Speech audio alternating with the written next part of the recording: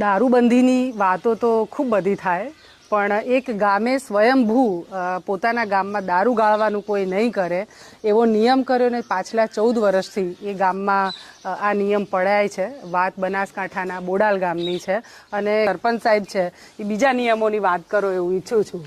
મારા ગામની અંદર બેન આજે 14 વર્ષથી દારૂબંધી માતાજીની શરૂઆતમાં એક પ્રતિષ્ઠા છે એ ટાઈમે કે આપણે 5 દિવસ બંધ કરો, બરાબર. એટલે બીજા તમે જેવા સમજણા હતા કે 5 દાડા નહીં લ્યા 2 મહિના અમુક વડે કે આજીવન બંધ કરો. એટલે એમ કરતા કરતા એવો પકડ થઈ ગયો.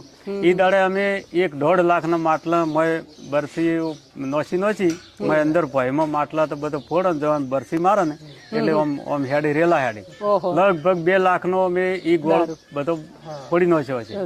એ ભાઈ એ દાડે કોઈ ઝઘડો ના છે, કોઈ ના છે. ગામની એટલી એકતા હતી કે જે દિવસ અમારા ગામની એકતા છે ને એ દિવસથી અમારે દારૂબંધી કરી.